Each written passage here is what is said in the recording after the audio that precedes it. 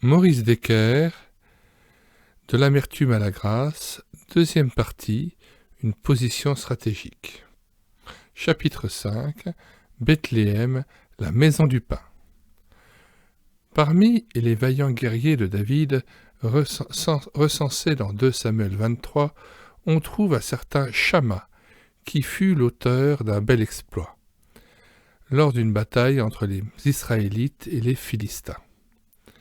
Alors qu'Israël fuyait devant l'ennemi, il repéra un champ couvert de lentilles. Il prit position au milieu du champ, le libéra, ou le préserva, le défendit et frappa les Philistins. Le Seigneur opéra ainsi une grande délivrance. 2 Samuel 23, 11 à 12. En temps de guerre, tous les bons stratèges connaissent l'importance de certains endroits bien précis dont le gain ou la perte peuvent sensiblement modifier le cours d'une bataille, voire même décider de son issue.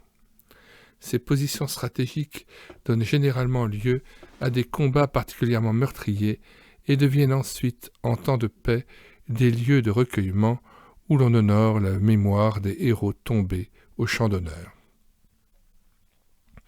Le livre de Ruth est, d'une certaine manière, le livre des champs. Le mot hébreu traduit par campagne ou pays dans les premiers versets signifie champ et revient 14 fois dans le récit. Lorsque Boz, l'homme puissant et riche, rencontre pour la première fois Ruth, la pauvre veuve moabite en train de glaner dans son champ, il commence par lui donner un sage conseil. « Écoute bien, ma fille, ne va pas glaner dans un autre champ.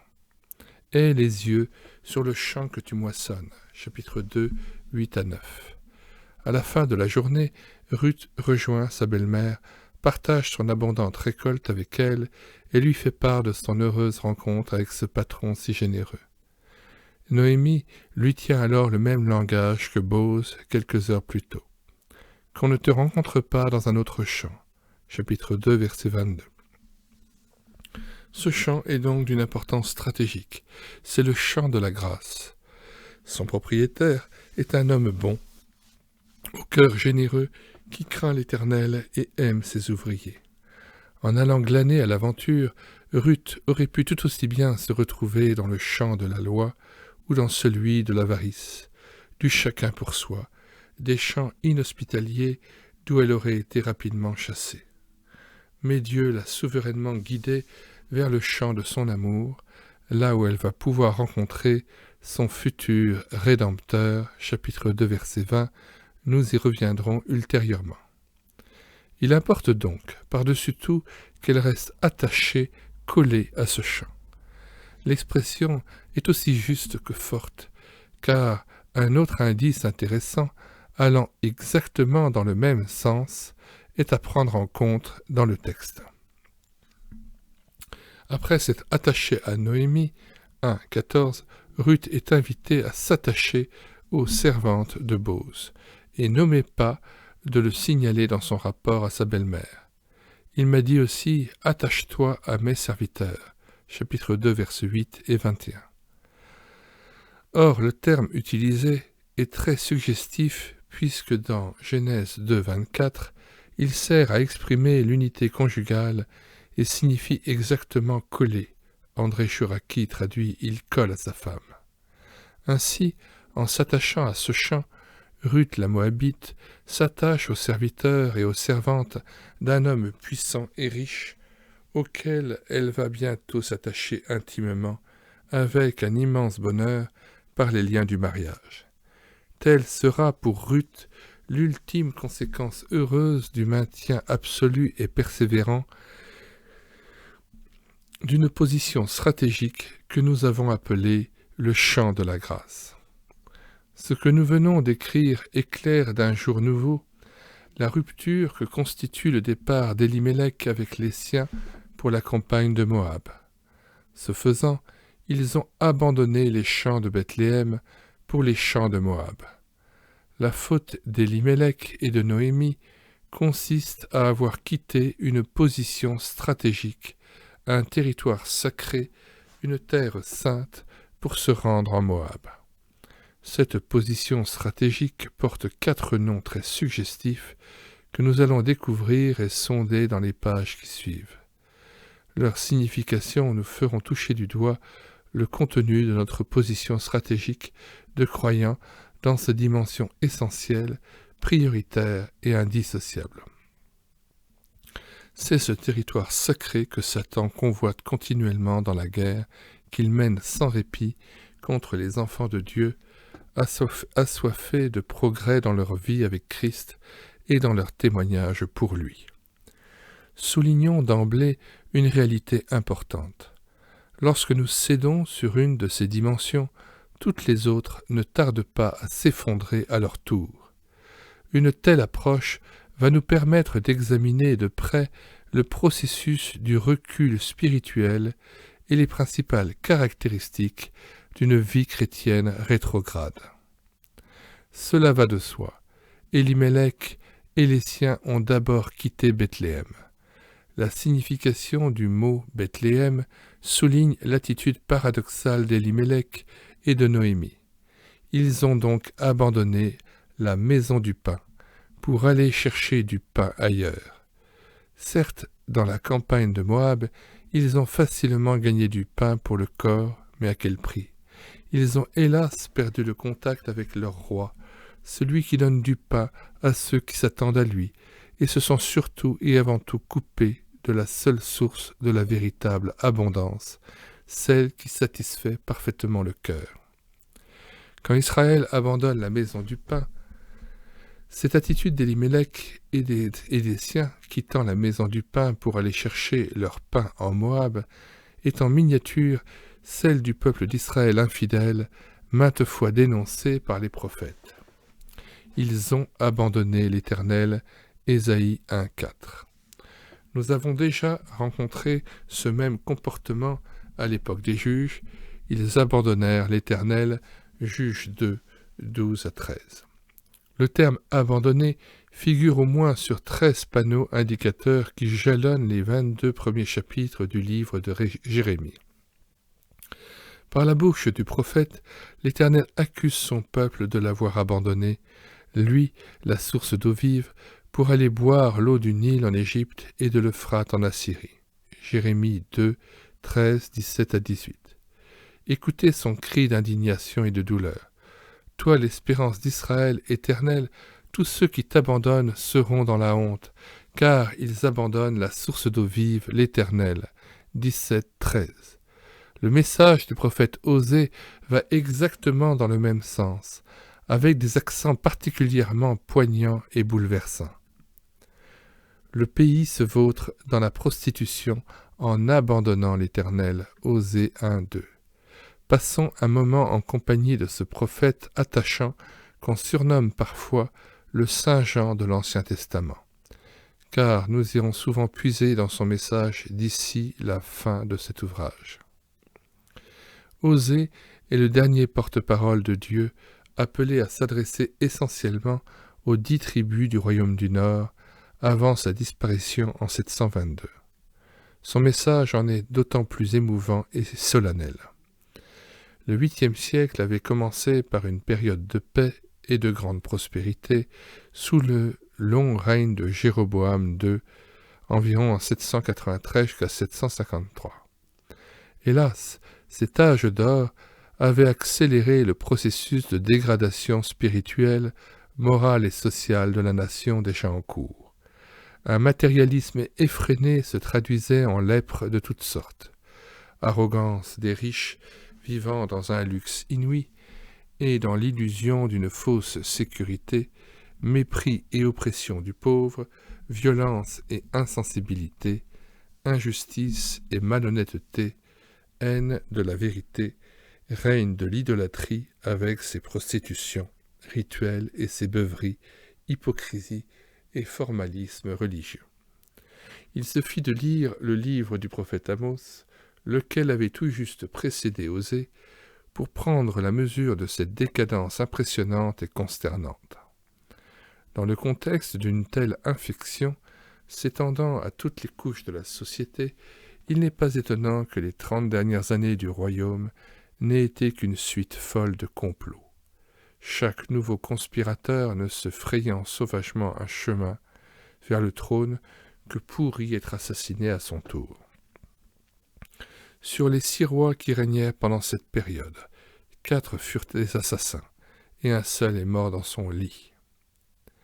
Durant cette trentaine d'années de grands troubles, la politique d'Israël oscilla constamment entre la soumission à l'Assyrie, mentionnée 9 fois dans Osée, et la recherche de l'appui de l'Égypte, pourtant bien affaiblie, mentionnée 13 fois.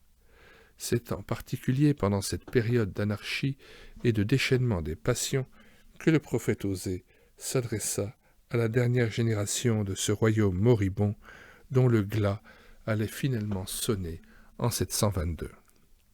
Alors que son prédécesseur, le prophète Amos, avait présenté Dieu comme le roi et le juge d'Israël, Osée le décrivit avant tout comme l'époux et le père de son peuple. Comme Jérémie qui, lui, s'adressera à la dernière génération du royaume du Nord, en faisant d'ailleurs de fréquentes allusions au message d'Osée, le fils de Béhéri, Osée 1.1, est un homme très sensible, aimant et passionné. Il parle avec fougue et précision, vivacité et autorité, mais aussi avec beaucoup d'amour et une grande compassion. Son cœur brisé par les souffrances d'une vie conjugale et familiale malheureuse le prédispose à comprendre la terrible douleur d'un Dieu dont l'amour est constamment violé, bafoué et trompé par l'infidèle Israël plongé jusqu'au cou dans son culte au veau d'or. Voir 1 Roi 12, 25 à 33, son idolâtrie généralisée, ses rites magiques et sa prostitution sacrée. Aussi est-ce en s'inspirant du symbolisme conjugal que le prophète met l'accent sur l'infidélité spirituelle du peuple de Dieu pour la dénoncer avec d'autant plus de vigueur qu'elle est à l'origine de tous les autres péchés dont il se rend coupable. Les 6 premiers chapitres du livre nous font toucher du doigt le terrible drame lié à la prostitution d'Israël. Des termes comme prostitution, amant, adultère n'y reviennent pas moins d'une 30aine de fois. Déjà, la toute première phrase du message de l'Éternel en est absolument saturée, d'où la remarque d'un commentateur sur le verset 2 du chapitre 1er. Et comme si le fait de nous jeter par 3 fois à la figure le mot prostituée ou prostitution ne lui suffisait pas, l'hébreu l'emploie une 4e fois. Tentons de résumer brièvement ce drame qui bouleverse le cœur de Dieu. Dieu s'est volontairement uni à Israël par une alliance d'amour. Il s'est en quelque sorte solennellement engagé à être un époux aimant et fidèle envers son peuple dans les bons comme dans les mauvais jours, pour le meilleur et pour le pire. Un des mots les plus merveilleux de l'Ancien Testament sert à désigner les qualités de cet amour. Hesed, H-E-S-E-D, terme hébreu d'une richesse si grande qu'il faut plusieurs mots français pour approcher la plénitude de sa signification. Non seulement il évoque la bonté, la compassion, la bienveillance, la générosité, la tendresse de Dieu pour son peuple, mais il souligne aussi la loyauté absolue, la fidélité sans faille, la constance inusable de Dieu dans ce contrat d'amour qui le lie à l'épouse qu'il s'est choisie.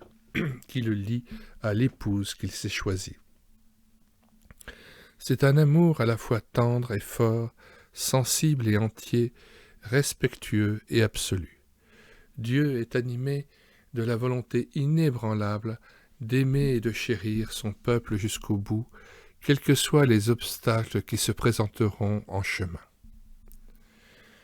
Quand les montagnes s'ébranleraient, quand les collines chancelleraient, ma bienveillance, Hesed, ne sera pas ébranlée, et mon alliance de paix ne chancellera pas, dit l'Éternel qui a compassion de toi. Ésaïe 54, verset 10. À 2 reprises, dans le livre de Ruth, ce mot apparaît sur les lèvres de Noémie. Que l'Éternel use de bienveillance avec vous. Chapitre 1, verset 8. Qu'il soit béni de l'Éternel qui n'abandonne pas sa bienveillance. Chapitre 2, verset 20. Dieu attendait d'Israël, son partenaire dans l'alliance, un amour lui aussi entier. Tu aimeras l'Éternel ton Dieu de tout ton cœur, de toute ton âme et de toute ta force. Deutéronome 6, 5. Tel est ton premier engagement dans notre mariage d'amour. Tu m'aimeras d'un amour ardent et sincère, entier et vrai. C'est là ce que j'attends de toi. Tu seras fidèle et loyal. Tu n'auras pas d'amant secret. Tu seras pour moi un jardin clos, une fontaine close, une source scellée. Cantique 4, verset 12. Que ton amour pour moi soit fort comme la mort. Cantique des Cantiques, chapitre 8, verset 6. N'oublie pas l'alliance que j'ai conclue avec toi, car je suis un Dieu jaloux qui ne tolère aucune rivalité. Exode 20, verset 5, Deutéronome 4, 23, 24. Comme vous pouvez le constater, le Hesed ne concerne pas seulement Dieu, mais bien entendu les deux partenaires dans l'alliance. Dans Ruth 3, 10, Bose, merveilleux type de Jésus-Christ, utilise ce mot pour souligner la loyauté, la droiture morale et l'amour désintéressé de Ruth dans ses rapports avec lui. Mais Israël a bafoué l'amour de Dieu en se prostituant aux nations alentours et en devenant l'amant de leurs idoles. Elle a dit « Je suivrai mes amants, qui me donnent mon pain et mon eau, ma laine et mon lin, mon huile et mes boissons. » Osée 2,7. Un commentateur explique ici que les dieux cananéens étaient pour l'essentiel des dieux de la fertilité. Pour obtenir de bonnes récoltes, le peuple d'Israël était tenté de demander leur aide, Yahvé apparaissant quelque peu incompétent en ce domaine. Elle n'avait pas reconnu que c'était moi qui lui donnais le blé, le vin nouveau et l'huile. Verset 10. Bien plus, ces divinités étaient des Baals, c'est-à-dire des seigneurs ou des maris. Et si certaines de leurs cérémonies rituelles étaient la reproduction de leurs guerres et de leurs nouvelles, ou la représentation de la mort et de la résurrection de la végétation censée garantir le cycle des saisons et des moissons, d'autres exigeaient l'accomplissement d'actes sexuels avec des prostituées sacrées. Parce qu'ils avaient lieu dans le sanctuaire, on pensait que ces accouplements avaient un effet magique, assurant la fertilité des troupeaux aussi bien que de la terre. Nous constatons qu'à cette époque, le peuple d'Israël avait lui aussi abandonné la maison du pain pour chercher son pain ailleurs, dans le Moab des sanctuaires consacrés aux dieux païens de la fertilité. Le prophète poursuit. « Elle suivait ses amants et moi, elle m'a oublié. » Chapitre 2, verset 15. L'Éternel a un procès avec les habitants du pays parce qu'il n'y a point de fidélité, point de loyauté. Hesed, point de connaissance de Dieu dans le pays. Chapitre 4, verset 1. Israël a oublié celui qui l'a fait et a bâti des palais. Chapitre 8, verset 14. Éphraïm est devenu comme une colombe stupide sans intelligence. Ils ont fait appel à l'Égypte, ils sont allés en Assyrie. Chapitre 9, verset 11. Tu t'es prostitué en abandonnant ton Dieu. Chapitre 9, verset 1. Leur cœur est partagé. Chapitre 10, verset 2. Osée va même jusqu'à comparer l'état de décomposition morale d'Israël à celui qui prévalait aux heures les plus sombres du temps des juges, telles qu'elles sont décrites dans l'appendice du livre des juges. Ils sont plongés dans la corruption comme au jour de Gibéa. Osée 9, 9, allusion à Juges 19, 15 à 30. La relation vivante d'Israël avec son Dieu a cédé la place à la religion, au formalisme, à la piété apparente et sans force.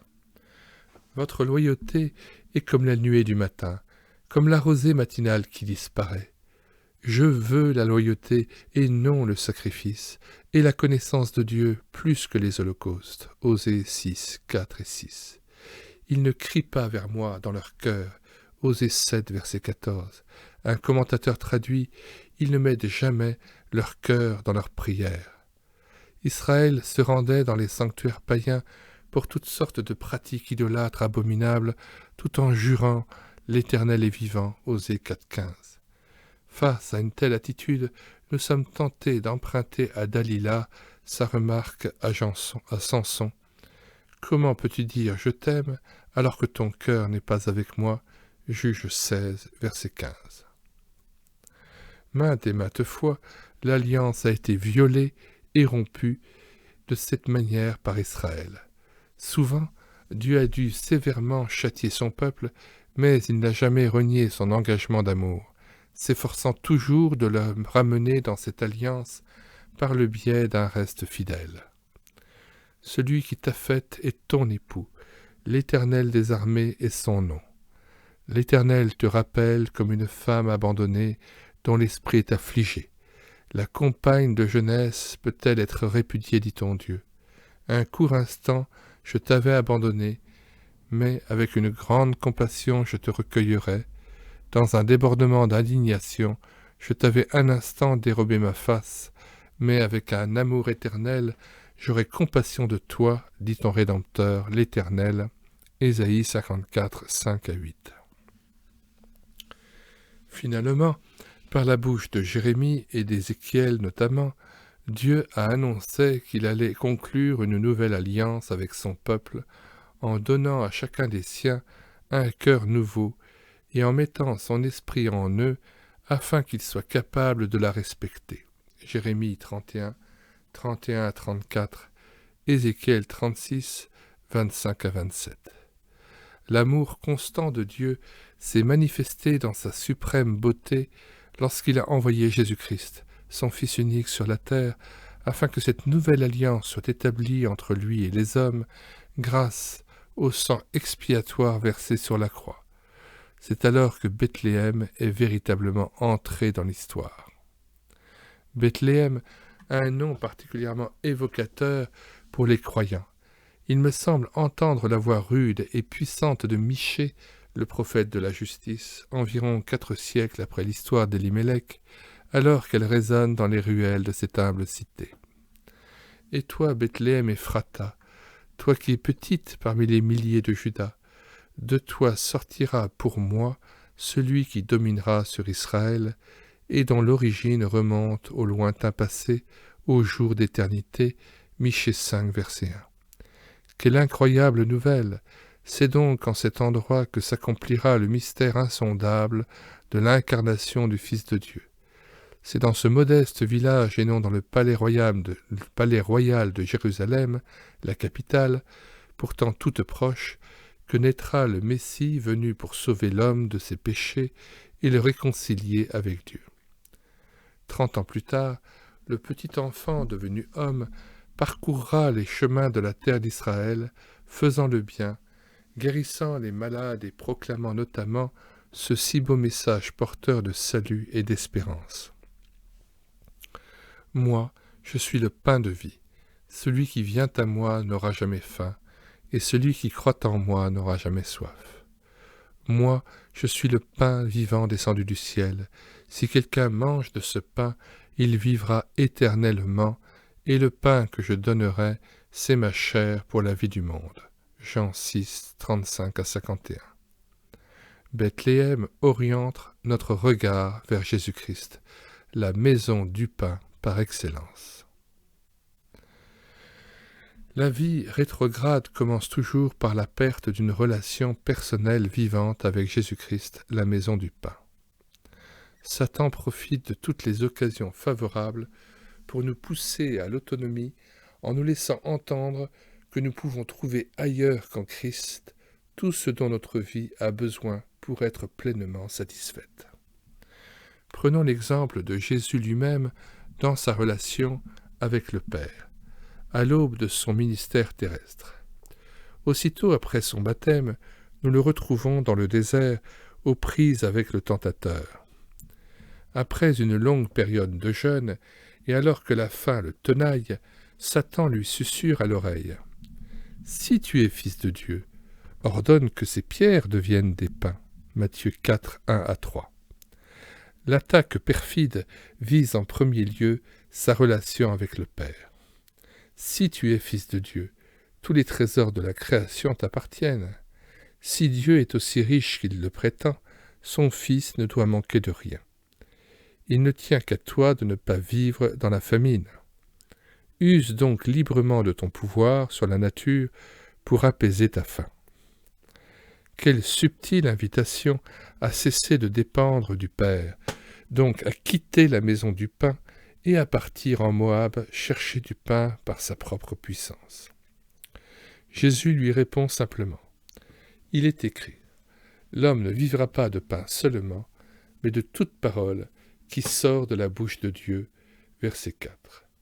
Par cette citation tirée du Deutéronome, Jésus affirme que sa relation avec son Père passe avant la satisfaction de ses besoins physiques.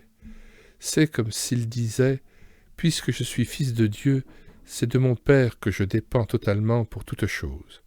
C'est à lui que je me soumets sans réserve et de lui que je reçois la solution nécessaire à la satisfaction de tous mes besoins. » Plus tard, il exprimera ce même souci de dépendance et de respect des vraies priorités en des termes très proches, à ses disciples le pressant de manger après son entretien avec la Samaritaine.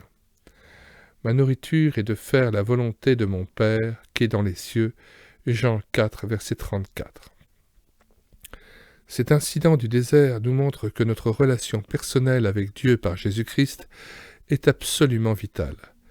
Puisque nous sommes ses enfants, il importe, par-dessus tout, que nous puisions nos ressources en lui dans sa parole et fassions sa volonté. C'est dans cette dépendance constante de notre Père céleste et de son Fils Jésus-Christ que nous sommes rendus capables de traverser victorieusement les temps de crise et d'épreuve et que tous nos problèmes trouvent leur vraie solution. Par contre, tous les chemins de Moab, même s'ils sont pavés d'or, ne nous conduisent que vers des mirages et des châteaux en Espagne. Sachant qu'une communion étroite et vivante avec le Seigneur constitue le noyau dur d'une vie chrétienne authentique, Satan met tout en œuvre pour faire miroiter un quelconque Moab à nos yeux, afin que nous quittions la maison du pain. La vie chrétienne rétrograde est d'abord l'expression d'un abandon du Seigneur Jésus, la maison du pain. Elle se traduit par une perte de la soif de le chercher, de l'aimer ardemment et de lui plaire en toutes choses et à tout prix. Mon attachement personnel et ma soumission volontaire au Christ vivant, reconnu comme Seigneur de ma vie, constituent la première dimension de cette position stratégique à maintenir ou à reconquérir coûte que coûte. Chapitre 6. Ephrata, la fécondité. Ils étaient Ephrasiens de Bethléem de Juda, verset 2. Quitter Bethléem, c'était inévitablement tourner le dos à Ephrata, car tel était le nom primitif de la cité qui avait jusqu'alors abrité Élimélec et les siens. La seconde femme d'un certain Caleb, fils de Hétzron, s'appelait Ephrata. Elle enfanta Our, dont les descendants furent les habitants de Bethléem. 1 Chroniques 2, 18-19, 24, 50, chapitre 4, verset 4. Le mot Ephrata peut donc venir de la mère de Our, mais il est aussi possible, selon certains, qu'il remonte à une époque plus ancienne. Quoi qu'il en soit, à diverses reprises dans l'Ancien Testament, Bethléem et Ephrata sont étroitement associés. Rachel mourut et fut ensevelie sur le chemin d'Ephrata, qui est Bethléem, Genèse 35, verset 19. Et toi, Bethléem Ephrata, toi qui es petite, Michée 5, verset 1. L'indication est loin d'être banale à cause de la signification du mot. En effet, Ephrata veut dire fécondité et évoque de manière suggestive la deuxième dimension de ce territoire stratégique continuellement contesté et convoité par l'ennemi implacable du croyant.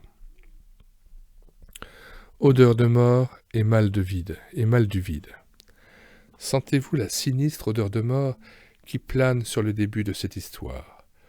Progressivement, un vide de plus en plus douloureux se creuse dans la vie de Noémie, installée en Moab. Les dépouillements se succèdent, chacun sans doute ressenti plus cruellement que le précédent.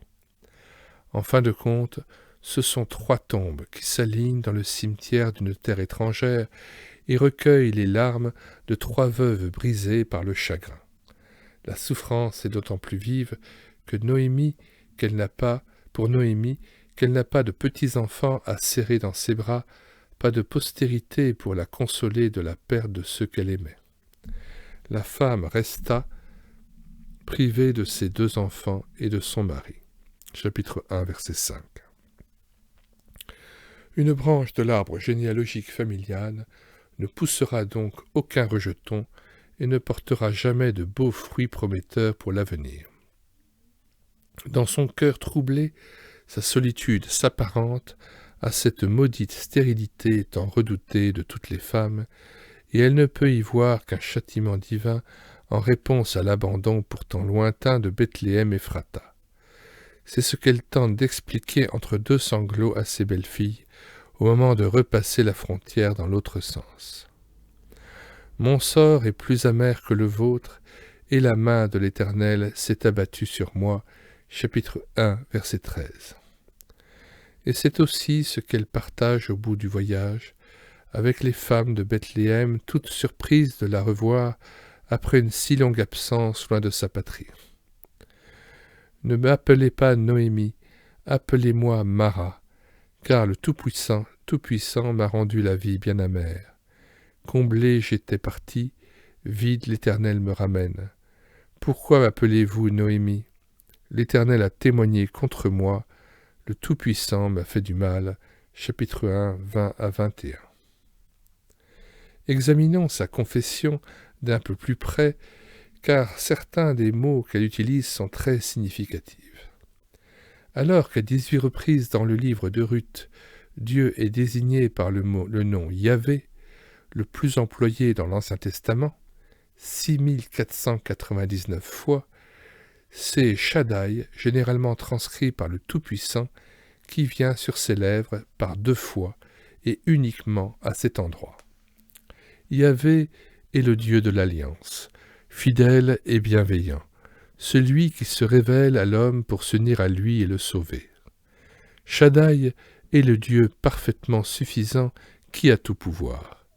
Shaddai, comme attribut d'El, E-L, dans la Genèse et l'Exode, est presque toujours associé à des promesses de fécondité. On rattache son étymologie au mot Shad, S-H-A-D en hébreu, mamel, ou en akkadien montagne. Les montagnes sont fertiles et donnent naissance à des sources. On interprète également ce nom d'après la racine Shaddad, S-H-A-D-A-D, celui dont la force est immense. Mais cette étymologie traditionnelle a été mise en doute, selon Shoraki. Noémie manie le paradoxe en unissant volontairement 2 affirmations contraires pour mieux souligner le caractère totalement anormal de sa situation. Le Dieu nourricier, le Dieu de la fécondité, Dieu des mamelles, le Dieu parfaitement suffisant, oui, ce Dieu-là me ramène les mains vides, dépouillées de tout.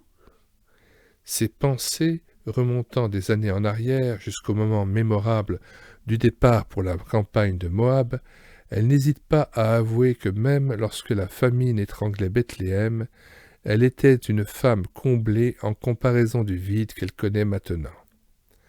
Comblée, j'étais partie. Pourtant, n'a-t-elle pas joui ensuite d'une certaine sécurité matérielle en Moab? Là-bas, il n'y avait pas de famine. Le blé généreux fournissait du pain à satiété pour le corps. Fini les soucis d'ordre financier. Mais l'argent n'est que la fausse monnaie du bonheur, disait M. de Goncourt. Rien, en effet, ne vaut la paix du cœur, le sentiment profond d'approbation du Seigneur, le témoignage intérieur de sa présence vivante, une conscience paisible. Mieux vaut une conscience tranquille qu'une destinée prospère, j'aime mieux un bon sommeil qu'un bon lit. Victor Hugo. C'est l'expérience de David, pouvant témoigner de la paix parfaite qui remplit son cœur au soir d'une journée des plus éprouvantes, alors qu'il est humilié, environné de mensonges, de gens agités et découragés, sans doute à l'occasion de la révolte de son fils Absalom. Tu mets dans mon cœur plus de joie qu'au temps où abondent leurs froment et leurs vins nouveaux. Aussitôt couché, je m'endors en paix, car toi seul, ô Éternel, tu me fais habiter en sécurité. Psaume 4, 8 à 9. Oui, il est bien vrai que le cœur content est un festin perpétuel. Mieux vaut peu avec la crainte de l'Éternel qu'un grand trésor avec le désordre. Proverbe 15, 15 à 16. Le prophète Ésaïe, décrivant le chaos spirituel et moral d'Israël à son époque, constate : au milieu de l'abondance, nous ressemblons à des morts. Ésaïe 59, verset 10. Dégâts autour de soi. Noémie n'a pas été la seule à subir les conséquences d'un mauvais choix. Mahlon et Kilion ont aussi été les victimes de l'abandon de Bethléem Ephrata. Une fois installés en Moab, comment aurait-il pu épouser des jeunes filles appartenant au peuple d'Israël et partageant leur foi en l'Éternel, le seul vrai Dieu ? Deux mariages se succédèrent donc loin de l'assemblée de l'Éternel, alliance contre nature entre la lumière et les ténèbres. On peut imaginer les pensées et les sentiments qui s'entrechoquaient dans le cœur maternel de celle qui aurait tant aimé une autre cérémonie pour ses chers garçons.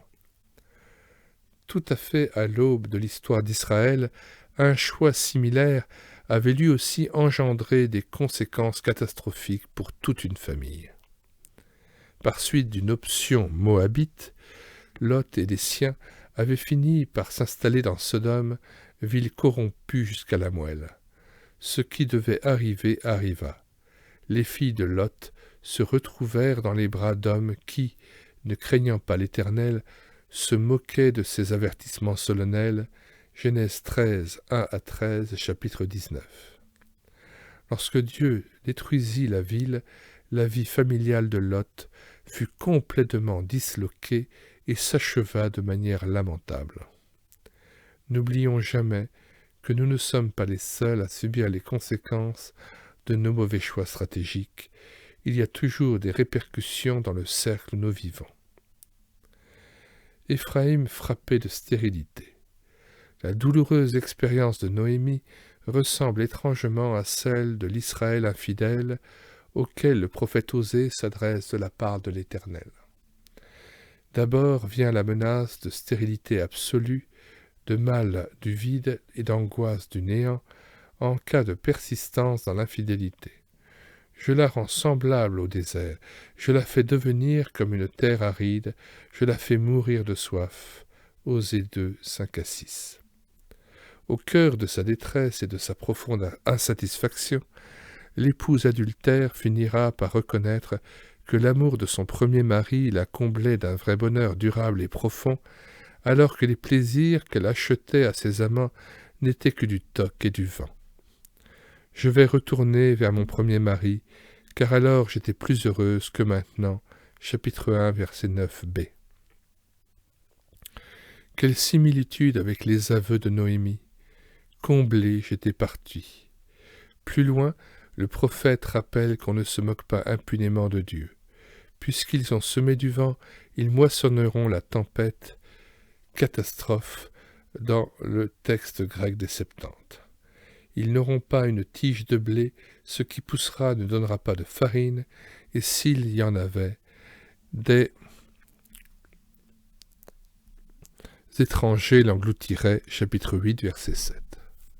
Faisant ensuite allusion à la participation du peuple de Dieu aux fêtes consacrées aux divinités agraires des païens, Osée continue à souligner l'incapacité des jouissances moabites à satisfaire le cœur du croyant rétrograde. Tu t'es prostitué en abandonnant ton Dieu. Tu as aimé un salaire impur dans toutes les aires à blé. L'air et le pressoir ne les répéteront pas, et le vin nouveau sera décevant. Chapitre 9, 1-2. Voilà qui nous rappelle la parole de Jésus à la femme samaritaine. Quiconque boit de cette eau aura encore soif. Jean 4, verset 13. Puis vient une déclaration particulièrement forte et suggestive. Éphraïm, sa gloire s'envolera comme un oiseau. Plus de naissance, plus de grossesse, plus de conception. S'ils élèvent leurs fils, je les en priverai avant qu'ils soient des hommes. Chapitre 9, 11-12. Éphraïm, nom d'une tribu particulièrement importante située dans le centre montagneux de la Palestine, désigne ici les 10 tribus du royaume du Nord dont elle avait pris la tête. C'est à dessein qu'Osée, en particulier, utilise abondamment ce nom pour s'adresser à Israël, puisqu'il figure 38 fois à partir du chapitre 4, verset 17, jusqu'à la fin du livre. Éphraïm, Ephrata. Le lien étroit entre ces deux noms saute aux yeux. Éphraïm signifie fécond, voir Genèse 41, 52. Joseph donna à son fils cadet le nom d'Éphraïm, car, dit-il, Dieu m'a rendu fécond dans le pays de mon humiliation. Voilà qui donne un relief saisissant aux versets 11 et 12 que nous commentons. Fécond, tu as beau porter un si beau nom, synonyme de vie abondante et de riche bénédiction, tu ne feras plus le poids dans la balance divine. Gloire correspond au mot hébreu kabod, qui désignait à l'origine ce qui était pesant et par extension ce qui est sensible, perceptible, considérable et notable. Plus de naissance, plus de grossesse, plus de conception. Tu seras privé de tes enfants. Et le prophète d'ajouter, donne-leur, ô Éternel, donne-leur un sein qui avorte et des mamelles desséchées. Éphraïm est frappé, sa racine est devenue sèche. Ils ne porteront plus de fruits, et s'ils ont des enfants, je ferai périr le fruit chéri de leurs entrailles. Chapitre 9, versets 14 et 16. Voyez comment l'histoire de Noémie, celle d'Israël en tant que nation, se ressemblent et se rejoignent sur ce point précis. Enfin, ce dernier verset très suggestif lui aussi. Éphraïm a beau être fertile au milieu de ses frères, le vent d'Orient viendra, le souffle de l'Éternel s'élevant du désert. Il desséchera sa source, tarira sa fontaine. Chapitre 13, verset 15. Éphraïm privé d'affection. Il nous faut mentionner enfin cette parole directe, bouleversante, fulgurante, qui jaillit du sein même de ce message fortement imagé. Je ne continuerai pas à les aimer, chapitre 9, verset 15. Mais alors, qu'en est-il de ce hesed de Dieu envers son peuple? Cet amour de l'alliance fort et doux, empressé et persévérant, fidèle et constant pour le meilleur et pour le pire. L'Éternel remettrait-il finalement quand même son engagement en question? Heureusement non. D'ailleurs, il suffit de lire le chapitre 11 pour en être convaincu. Ce n'est pas de hesed qu'il s'agit ici, mais de Ahaba, A-H-A-B-A-H, c'est-à-dire d'affection, des sentiments de l'amour. Dieu dit à son peuple qu'il ne peut continuer à l'envelopper d'une chaleureuse affection. Il ne peut lui faire ressentir concrètement ses sentiments d'amour. Comment pourrait-il combler de cadeaux et couvrir de fleurs une épouse aussi ingrate et inconstante envers lui? Ce serait faire preuve non d'amour mais de faiblesse. Ésaïe 63, verset 15, exprime bien cette attitude de Dieu. Le frémissement de tes entrailles et tes compassions se refusent à moi, littéralement, se contiennent envers moi. En tant que parents, notre amour pour nos enfants se doit d'être inconditionnel. Jusqu'à ce que la mort nous sépare, ils resteront nos enfants et occuperont dans nos cœurs une place toute particulière. Nous aussi, nous sommes en quelque sorte liés à eux par un contrat d'amour constant. Mais cet amour ne s'exprime pas de la même manière suivant qu'ils se conduisent bien ou mal. Nous ne cessons pas de les aimer lorsque nous devons désapprouver, voire sanctionner leur attitude coupable. Il est des périodes plus ou moins longues où, alors que nous aimerions tant pouvoir les couvrir de baisers et leur faire sentir la chaleur de notre affection, notre cœur se refuse à ces sentiments.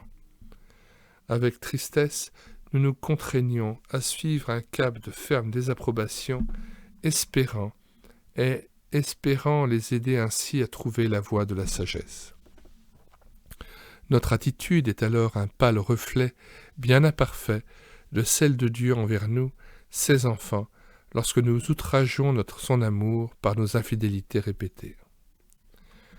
Ainsi, l'histoire de Noémie, comme celle d'Israël, nous dévoile et nous décrivent le rapport étroit et le lien indissociable existant entre Bethléem, la maison du pain, et Ephrata, la fécondité, les deux premières dimensions de la position stratégique du croyant.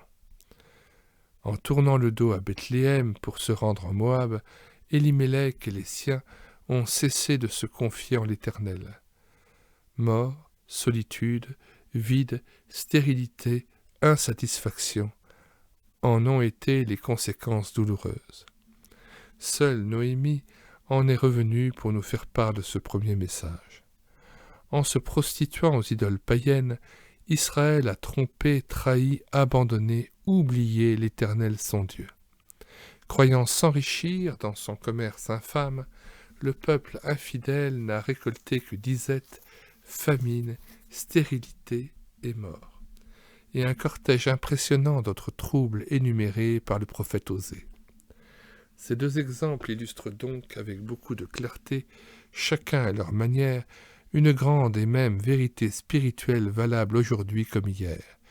On ne quitte pas Bethléem sans perdre Ephrata. Examinons maintenant ce que cela signifie pour le disciple de Jésus-Christ aujourd'hui. Abandonner la relation intime avec Jésus-Christ, c'est inévitablement perdre la vie de plénitude, la fécondité spirituelle, l'abondance intérieure. Jésus-Christ et la plénitude spirituelle sont aussi étroitement liés que le sont Bethléem et Ephrata. C'est ce que Blaise Pascal a exprimé en ces termes : Jésus-Christ est l'objet de tout et le centre où tout temps. Qui le connaît la raison de toute chose. Le Dieu des chrétiens est un Dieu qui remplit l'âme et le cœur de ceux qu'il possède. C'est un Dieu qui leur fait sentir intérieurement leur misère et sa miséricorde infinie, qui s'unit au fond de leur âme, qui la remplit d'humilité, de joie, de confiance et d'amour, qui les rend incapables d'autre fin que lui-même. À la foule rassemblée à Jérusalem, le dernier jour de la fête des Huttes, Jésus annonce : « Celui qui croit en moi, des fleuves d'eau vive couleront de son sein. » Jean 7, 38. Un peu plus tard, après avoir raconté la parabole du bon berger, il affirme à ses auditeurs : « Moi, je suis venu afin que les brebis aient la vie et qu'elle l'ait en abondance. » Jean 10, verset 10.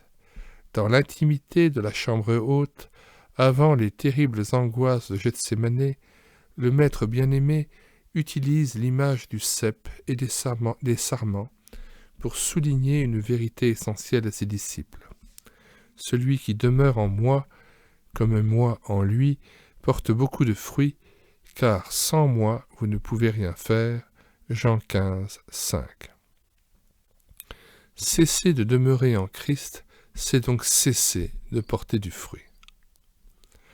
Vous êtes remplis en lui. Écrivant aux croyants de l'église de Colosse qui étaient tentés d'emboîter le pas aux faux docteurs et de chercher la plénitude ailleurs qu'en Christ, l'apôtre Paul rappelle avec force : vous avez tout pleinement en lui, ou mieux encore, traduit littéralement, vous êtes remplis en lui. Colossiens 2, verset 10. Voici ce qu'Hudson Taylor écrivait à un membre suisse de la mission intérieure de la Chine qu'il avait fondée 12 ans plus tôt. Que Dieu vous garde, et non seulement vous garde, mais vous remplisse de plus en plus, et fasse déborder de votre âme des eaux vives. La seule chose dont il nous faut nous souvenir, c'est qu'il a plu au Père que toute plénitude habita en lui. Hors de lui, nous n'avons rien, nous ne sommes rien, ne pouvons porter aucun fruit pour Dieu. Il ne nous donnera pas, à vous et à moi, quelque peu de ses richesses pour que nous en usions et en vivions hors de lui. Mais en lui, tout est à nous. Avec lui, il y a pour nous une fête continuelle. Connaître Christ comme l'époux est la plus grande des bénédictions. Non pas le fiancé qui fait des visites occasionnelles, mais l'époux. Je suis toujours avec vous. Je ne te laisserai point, je ne t'abandonnerai point. Tels sont pour nous ces messages d'amour. En Jésus, j'ai trouvé un ami qui, lorsque je vivais loin de lui, s'est approché de moi, m'a parlé et a gagné mon cœur. En lui, j'ai trouvé un sauveur pour le temps et l'éternité. Après m'avoir montré mon cœur corrompu, il m'a révélé son grand amour et a effacé mes péchés au prix de son sang précieux. En Jésus, j'ai trouvé un guide fidèle qui, dans les moments de faiblesse, a empêché mon pied de glisser et m'a préservé des chutes. En Jésus, j'ai trouvé aussi un défenseur, car lorsque Satan m'a attaqué, il s'est toujours placé devant moi et a repoussé l'ennemi qui cherchait à me terrasser. Oui, en Jésus, j'ai tout trouvé, ce que le monde n'a jamais pu me donner, et après quoi mon cœur a longtemps soupiré, je l'ai trouvé en lui. C'est pourquoi je suis pressé de dire à tous ceux qui soupirent après la paix, la joie et le repos, venez à Jésus, en lui sont cachés des trésors, dont il fait part à tous ceux qui croient en lui et désirent le suivre et le servir. Il est encore le même aujourd'hui et offre librement la paix éternelle, la paix et le bonheur pour toujours. Ambroise, 340 à 397. Un riche propriétaire américain avait un fils unique qu'il chérissait. Il avait fait faire un portrait de ce cher fils qui était décédé peu de temps après. Ce fut un grand chagrin pour le père, mais aussi pour un vieux serviteur qui l'aimait profondément. Le propriétaire mourut à son tour, et comme il n'avait plus de famille, par testament, il avait fait de tous ses serviteurs les héritiers de ses innombrables richesses. Lorsque le jour tant attendu du partage de l'immense héritage fut arrivé, ils se réunirent en présence d'un notaire qui ouvrit le testament et en commença la lecture. Un premier objet était offert à celui, parmi les nombreux serviteurs, qui s'approcherait pour le recevoir des mains d'un huissier. Il s'agissait du portrait du fils unique. Sur bien des visages, on put lire alors un sourire teinté de mépris. Tout le monde attendait avec une impatience à peine contenue le dévoilement des dernières volontés du défunt maître concernant l'attribution des biens de grande valeur dont plus d'un avait rêvé. On se moquait bien de ce tableau, minable croûte, sauf le vieux serviteur qui, les larmes aux yeux, vint à l'avant pour le recevoir et regagna sa place profondément ému, en serrant son trésor contre son cœur. Le notaire lut alors la suite du testament. Elle consistait en une seule phrase. « Celui qui reçoit mon fils reçoit tout. » Toute la fortune du défunt alla donc au vieux serviteur qui avait reçu son fils. Le père ne pouvait qu'aimer celui qui aimait par-dessus tout son fils unique. Toutes les richesses destinées à ce cher fils devenaient donc la propriété de cet humble serviteur. Juste avant de parler de la relation des sarments avec le cep, Jésus avait dit ceci à ses disciples. « Celui qui a mes commandements et qui les garde, c'est celui qui m'aime. Celui qui m'aime sera aimé de mon Père, moi aussi je l'aimerai, et je me manifesterai à lui. Jean 14, verset 21. Dans la parabole du Fils prodigue, Jésus met sur les lèvres du Père une phrase merveilleuse adressée au fils aîné furieux de l'accueil réservé à son vaurien de frère. « Toi, mon enfant, tu es toujours avec moi, et tout ce que j'ai est à toi. » Luc 15, verset 31. Sur son lit de mort, un juge chrétien faisait la remarque suivante. « Savez-vous ce qu'il faut entendre par héritier indivis ? Si par exemple vous et moi étions héritiers indivis d'une ferme, je ne pourrais pas vous dire « ce champ de blé est le vôtre, celui-là est à moi. Voilà votre coin de prairie et voici le mien. » Nous devrions partager chaque chose là où elle se trouve. C'est avec une très grande joie que je réalise que Jésus n'a rien qui m'appartienne. Tout ce qu'il a m'appartient, et il en sera ainsi tout au long de l'éternité. Cesser de demeurer en Christ, c'est donc se priver des innombrables richesses qu'il désire partager avec les siens. Contraste. Pour conclure ce chapitre, observons ensemble, sans nous y attarder, le saisissant contraste entre l'appauvrissement croissant de Noémie avec sa rupture avec Bethléem, de la grâce à l'amertume, et l'enrichissement progressif de Ruth la Moabite, à partir de son arrivée à Bethléem, du vide à la plénitude.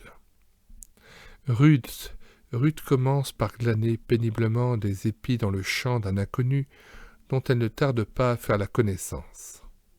Bose, dont le nom signifie probablement « en lui est la force », est non seulement un homme puissant et riche, le terme hébreu suggère « riche en tout », mais aussi un bon maître, craignant Dieu et aimant ses ouvriers. 2, 1, 4. Quel beau type de Jésus-Christ dans son caractère et dans ses œuvres. Combien il se montre courtois et généreux, empressé, soucieux du bien-être de cette étrangère. Chapitre 2, verset 5. Il l'invite à boire librement l'eau fraîche puisée par ses serviteurs et lui garantit sa protection d'éventuels mauvais agissements de leur part. Chapitre 2, verset 9. Il la convie à sa table, la sert copieusement et lui offre la possibilité de rentrer le soir avec une récolte d'orge abondante et gratuite. Chapitre 2, 14 à 18. Sa générosité se manifeste encore lorsqu'après un entretien nocturne capital pour son avenir, il la charge d'environ 25 litres d'orge, afin qu'elle ne retourne pas à vide vers sa belle-mère, chapitre 3, 15 à 17. Finalement, il la prend pour épouse, faisant d'elle l'héritière de tous ses biens, et la maman heureuse d'un petit Obed, le futur grand-père du roi David, chapitre 4. Un tel crescendo de générosité fait aussitôt surgir de ma mémoire la merveilleuse parole de l'apôtre Jean. Nous avons tous été comblés de ses richesses, il a déversé sur nous une grâce après l'autre. Jean 1,16, Bible du Semeur. Combien est précieuse ta bienveillance, ô Dieu! À l'ombre de tes ailes, les humains se réfugient. Ils se rassasient de l'abondance de ta maison. Et tu les abreuves au torrent de tes délices, car auprès de toi est la source de la vie. Psaume 36, versets 8 à 10.